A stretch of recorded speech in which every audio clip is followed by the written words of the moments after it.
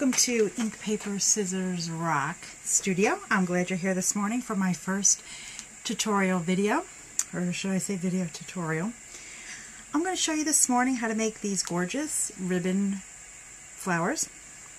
This one here has two flowers on it. I made one with the larger grosgrain pink, pretty in pink, and with the blue on top. And then I have two smaller ones here. This is another grosgrain ribbon, the So Saffron. And this one here is made with the new satin ribbon from the Occasions Mini. I start off by using about anywhere from a 6 to 10 inch piece of ribbon. This is going to be the new Bashful Blue satin ribbon in the Occasions. I'm going to make one this morning.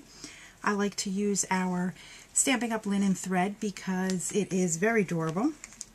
I take about a 12-inch piece of linen thread with a needle. This needle here is almost 3 inches. It is from the Crafters toolkit from that Stampin' Up! Used to sell, but any needle will work. I like to use something that is about this long, which is approximately 3 inches.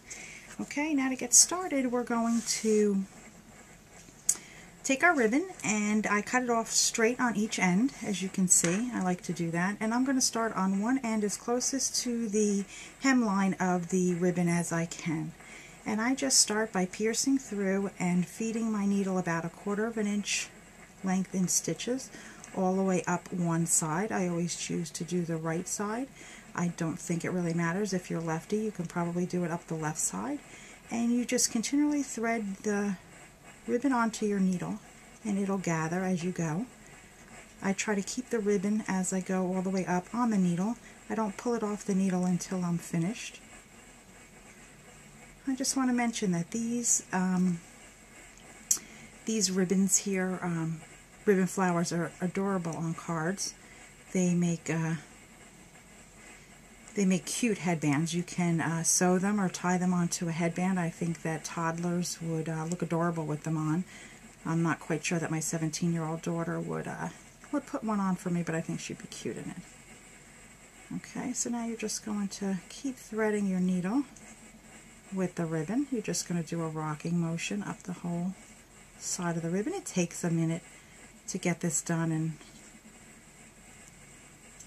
if you're patient, you'll be really happy with the flower when you're finished. Again, your stitches don't have to be perfectly even. It's a technique that is very forgiving.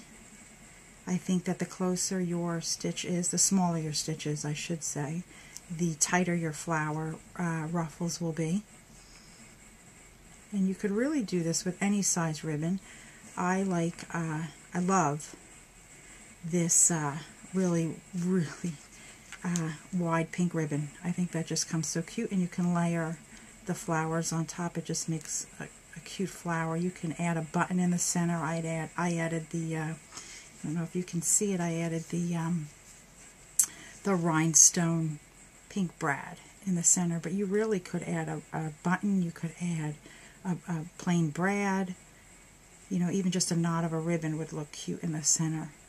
These are, you know, similar to the old yo-yo flowers that quilters make. They're not really old. Okay, but now as you're getting to the end of your ribbon, that's your last stitch, you're going to now want to push it down and pull it through onto your thread. And just be careful not to pinch yourself on the needle. And just go slow. And once I have it on, I take the needle out, and I have the two ends. And I want to really gather it up as tight as I can get.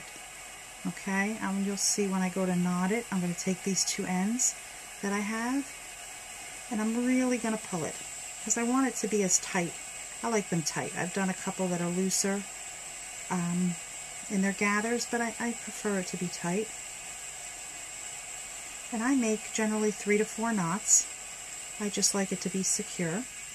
And when I go to cut the string off, just be careful not to cut your ribbon, but don't cut it too close to the knot because it will untie.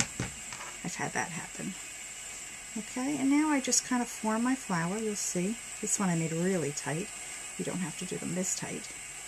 And I also tied my end. You can see there, I tied my end into the knot, so I just have to pull that out a little. Okay, and now you just want to fix it a little. The other thing I found, actually it isn't really too tight, I found sometimes I like to do is put a little drop of Crystal Effects where the two ribbons meet.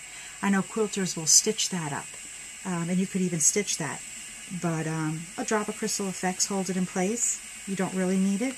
You can see how cute that is. Again, I just want to show you the big one, and this is made with the small one on top of the large flower. You can see I pulled through my brad, and I actually even used the hammer to just make sure that it was in there tight enough. This is the So Saffron one I made. I just think they're adorable, and I want to thank you for coming and viewing my video today. You were here for my very first, and I hope you'll be here for my next.